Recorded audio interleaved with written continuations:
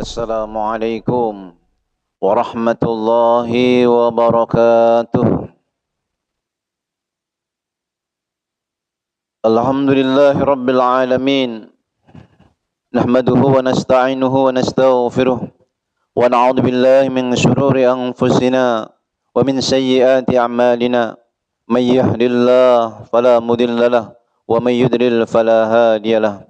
أشهد أن لا إله إلا الله وحده لا شريك له وأشهد أن محمدا عبده ورسوله لا نبي بعده اللهم صل وسلم وبارك على سيدنا محمد وعلى آله وأصحابه أجمعين أما بعد حضرات المكرمين jamaah salat zuhur yang mulia dimuliakan Allah SWT. Bersyukur kita kepada Allah yang menghimpun kita di kesempatan yang mulia ini. Allah memuliakan kita dengan berdiri, rukuk, sujud, beribadah kepadanya. Ini yang akan kita kenang menghadap Allah nanti. Di antara yang hadir, dirinya, keluarganya, saudaranya, ada yang sakit, semoga Allah berikan kesembuhan. Yang sempit Allah berikan kelapangan. Yang sulit Allah berikan kemudahan. Yang menuntut ilmu diberikan ilmu yang manfaat dunia dan akhirat. Yang punya usaha diberikan kesuksesan dalam usahanya yang menjadi kebaikan dunia dan akhiratnya. Salawat dan salam untuk baginda Rasulullah Nabi Muhammad sallallahu alaihi wasallam. Nabi yang sangat mencintai umatnya, menyayangi umatnya melebihi nabi yang lain cinta dan sayang terhadap umatnya. Bahkan beliau mendoakan kita setiap salat.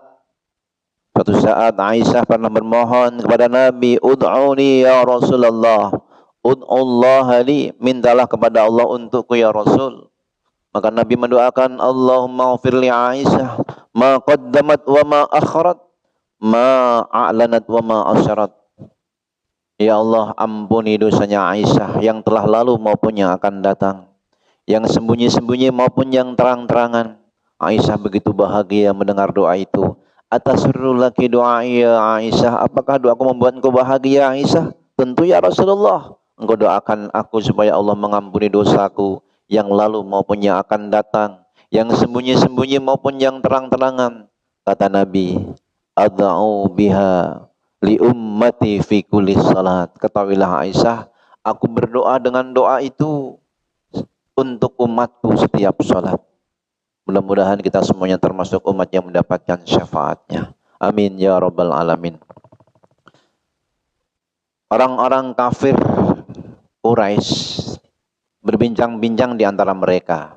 Mereka mendengar bahwa Nabi Muhammad SAW menyampaikan orang yang syirik, membunuh, berzina akan masuk api neraka jahanam. Kata mereka, kalau begitu apa gunanya kita masuk Islam? Toh nanti kita akan dimasukkan neraka jahanam juga. Mereka biasa sudah syirik, menyembah batu, membunuh, zina, sudah kebiasaan mereka. Lalu kasih sayang Allah kepada hamba-hambanya diturunkan surah Az-Zumar ayat 53 bahwa pendapat begitu tidak benar, pengertian begitu tidak benar. Allah berfirman, a'udzubillahi minasyaitonir rajim. Qul ya ibadiyalladzina asrafu ala anfusihim la taqnatu mir rahmatillah. Innallaha yaghfirudz dzunuba jami'a. Innahu wal ghafurur rahim. Qul ya ibadi, Allah masih memanggil hamba-hambanya yang tadi dulu mungkin pernah membunuh, dulu pernah berzina, dulu pernah syirik. Wahai hambaku, katakan Muhammad, ya ibadi. Dalam qiraat Sabah yang baca ya ibadiyalladzi, ya ibadilladzi, atau ya ibad alladzina asrafu ala anfusihim. Wahai hamba-hambaku yang telah melampaui batas, berbuat dosa besar, baik membunuh, zina, syirik.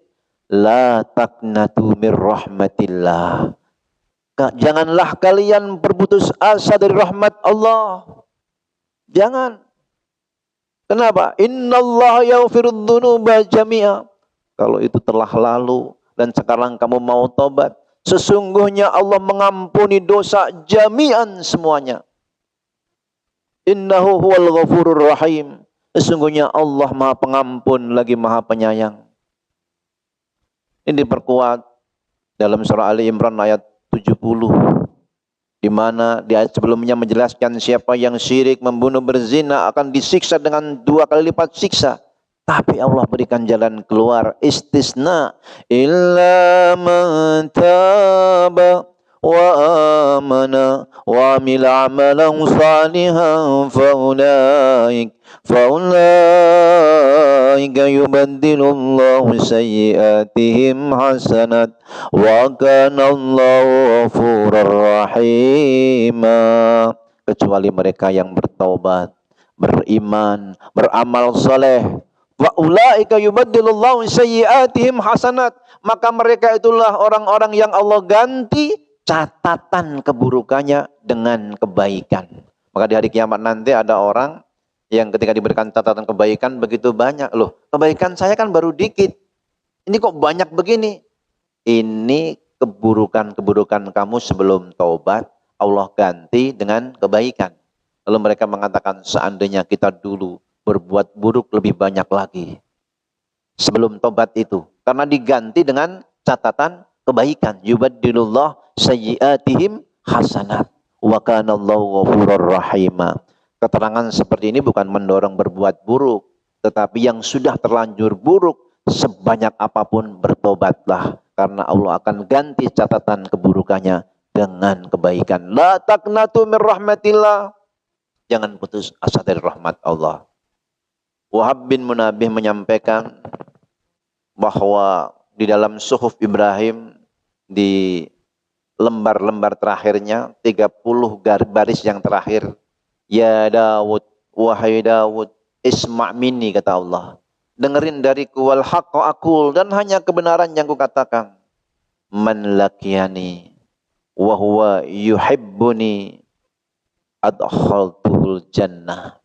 Siapa orang yang ketemu dengan aku nanti di hari kiamat, dia mencintai aku, maka aku akan masukkan dia ke dalam surganya. Cinta Allah diwujudkan dengan kita mengikuti sunnah Rasulullah. Qul in kuntum tuhibbunallah fattabi'uni yuhibbukumullah. Kalau kalian mencintai Allah, katakan Muhammad, ikutilah aku, Allah akan mencintaimu. Wa yaghfir lakum dzunubakum. Allah akan mengampuni dosa-dosamu. Wallahu ghafurur rahim. Kita yang duduk di majelis ini sudah mengikuti sunnah Rasul, salat duhur berjamaah di majelis ilmu, semoga Allah ampuni dosa-dosa kita semua. Lalu Allah berfirman, melanjutkan, isma' minni ya Dawud, dengerin dariku, wal haqqa aqul, man lakiyani wa huwa yakhafu adabi. Siapa yang ketemu dengan aku, dia takut akan azabku, lam u'adzibhu, aku tidak akan mengazabnya. Kenapa? Dia takut kepada azab Allah. Allah tidak akan mengadab hamba itu. Isma' minni, dengerin dariku, wal haqqa aqul, dan hanya kebenaran yang aku katakan. Man lakiyani, siapa yang ketemu dengan aku, mustahyin min ma'ashi, dia malu akan maksiat-maksiatnya, ansaitul hafadah dunubahu, ku buat malaikat hafadah yang mencatat lupa akan dosa-dosanya. Dia maksiat, kemudian dia taubat, dia malu kepada Allah. Maka istighfar itu maknanya 2. 1, minta supaya dosa kita ditutupi di dunia ini. Karena banyak orang-orang mulia setelah dibongkar dosanya jadi hina. Maka istighfar, kita mohon sama Allah supaya Allah nutupin dosa-dosa kita. Di dunia, di akhirat, itu selain ditutupi, diampuni, tidak tercatat dalam catatan nanti. Dan hanya Allah dan kita yang tahu. Itu maknanya istighfar, minta ditutup, selain ditutup di dunia juga di akhirat. Lalu Allah berfirman kepada Nabi Daud, isma' minni wal haqqa aku, law anna abdan min ibadi, kalau ada hambaku, amila haswad dunya dzunuban magharibaha wa masyariqaha. Dia telah berbuat dosa, dosanya memenuhi bumi timur dan baratnya. Summa nadima, lalu dia menyesal hal basatin, seperti air susu dari kambing yang tidak akan masuk lagi, menyesal, sungguh-sungguh menyesal, tidak akan mengulangi lagi. Wastaghfarani marratan wahidatan, dia minta ampun kepadaku sekali saja. Wa alimtu min qalbihi, dan aku tahu isi hatinya, alla yauda ilaiha, tidak akan mengulangi lagi perbuatan buruknya. Alqaituha anhu asra'u min hubutil ma minas sama ilal ar, aku akan menghampiri hamba itu lebih cepat daripada turunnya air hujan dari langit ke bumi. Dalam hadis yang sahih juga disebutkan, kalau hamba itu taubat mendekat pada Allah satu jengkal, maka sedira Allah mendekat. Satu dhira, maka sedepa Allah menghampirinya. Berjalan dia menghampiri Allah, berlari Allah menghampiri hamba itu. Dalam hadis riwayat Imam Tirmidzi yang hasan sahih disebutkan bahwa kalau kita berbuat dosa, sepenuh bumi ini penuh dengan dosa kita. Ya bana Adam, wahai anak Adam, lau ataitani bi ghurabil ardi khataya, kalau kalian datang kepadaku dengan sepenuh bumi kesalahan, summa lakitani, lalu engkau menemui aku, la tusrik bi syai'an, tidak menyekutukan aku, kata Allah, la ataituka bi qurabiha maghfiratan, ku akan datang menghampirimu dengan sepenuh bumi itu ampunan. Begitulah Allah sangat sayang kepada hamba-hambanya. Maka tidak boleh hamba putus asa. Tadi kelompok orang-orang dari orang-orang kafir Quraisy yang tadi mau tobat, apa gunanya? Wong kita sudah pernah syirik, pernah membunuh, pernah zina. Kalau sudah tobat, Allah akan ampuni dosa-dosa itu. Jangan pernah putus asa. Yang pernah meninggalkan sholat dulu, sekarang dirikan sholat. Yang pernah berbuat zalim, sekarang berbuat yang manfaat. Yang pernah makan yang haram, sekarang makan yang halal. Itulah sebagai taubatnya. Wa man taba wa amila shalihan, siapa yang bertaubat dan beramal saleh, fa innahu yatubu ilallahi mataba, sesungguhnya dialah orang-orang yang kembali kepada Allah dengan sebenar-benarnya taubat. Lalu ada pesan yang sangat menarik bahwa hamba-hamba ini walaupun taubat, dia kemudian berbuat baik, derajatnya itu beda-beda. Bagi kekasih-kekasih Allah itu innama yakfi auliya'il yasir minal amal, kata Allah. Orang kalau dikasihin Allah, sudah taubat menjadi hamba kasih Allah, sesungguhnya cukup itu amal yang sedikit. Kama yakfi ta'am al-qalil minal milh, sebagaimana makanan sudah cukup dengan sedikit garam. Garam nggak perlu banyak-banyak. Begitu hamba kalau sudah taubat, walaupun amalnya sedikit, sudah cukup. Ya Daud, wahai Daud, hal tadri mata atawallahum, tahukah kamu kapan aku menjadi kekasihnya, menjadi wali-walinya, dia menjadi kekasihku? Kata Allah, idza taharu qulubahum minasyirk, kalau hamba itu sudah mensucikan hatinya dari sifat syirik, wa naza'u min qulubihim asyak, sudah dicabut keraguan dalam kolbunya, maksudnya nggak ragu lagi, dia yakin sama Allah, yakin akan adanya surga neraka. Alimu annali jannatun wa naran, jannatan wa naran, dia tahu bahwa aku punya surga, punya neraka. Wa anni uhyi wa umid, dia yakin akulah yang menghidupkan, mematikan. Aba'asu man fil kubur, akulah yang menghidupkan yang dikubur. Wa anni lam attahid sahibatan wala walada, dia meyakini bahwa aku tidak memiliki pasangan, tidak punya keturunan.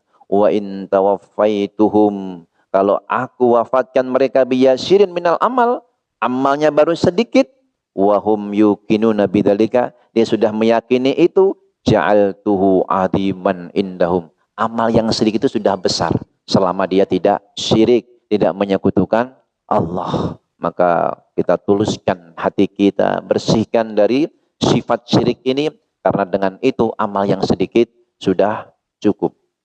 Ini hadisnya panjang. Kita kita akan sempurnakan pada perjumpaan berikutnya. Karena kita dibatasi dengan waktu, insya Allah kita lanjutkan. Ada orang-orang nanti yang melewati sirat secepat kilat. Ada orang yang menjadi kekasih Allah. Ada orang-orang yang fakir yang paling utama. Yang seperti apa itu insya Allah kita bahas bulan depan. Malah kita sekarang berdoa dan munajat. La ilaha illa anta subhanaka inni kuntu minal zalimin. La ilaha illa anta subhanaka inni kuntu minal zalimin. La ilaha illa anta subhanaka inni kuntu minal zalimin. A'udzubillahi minasyaitonir rajim. Bismillahirrahmanirrahim. Alhamdulillahirabbil alamin. Allahumma shalli ala sayyidina Muhammad wa ala alihi wa ashabihi ajmain. Allahumma inna ala dzikrika wa syukrika wa husni ibadatik ya Allah. Tolonglah kami supaya kami menjadi hamba yang senantiasa berzikir kepadamu, selalu bersyukur kepadamu, beribadah dengan sebaik-baiknya kepadamu. Rabbana faghfir lana dzunubana wa liwalidayna warhamhum kama rabbawna shighara. Ampuni semua dosa-dosa kami, dosa dan salah kedua orang tua kami. Sayangi mereka sebagaimana mereka mendidik menyayangi kami dikala kami masih kecil ya Allah. Waghfir lil muslimin wal muslimat wal mu'minin wal mu'minat. Rabbana ij'al hadzal balada Indonesia hadza baladan aminan warzuq ahla minas samarati man amana minhum billahi wal yawmil akhir. Ya Allah, jadikan negeri Indonesia negeri yang aman. Karuniakan penduduknya rezeki yang halal, luas dan barakah. Mereka yang beriman kepada Allah dan hari akhir. Birahmatika ya arhamar rahimin. Rabbana atina fid dunya hasanah wa fil akhirati hasanah wa qina adzabannar. Subhana rabbika rabbil izzati amma yasifun wa salamun alal mursalin. Walhamdulillahi rabbil alamin. Wassalamualaikum warahmatullahi wabarakatuh.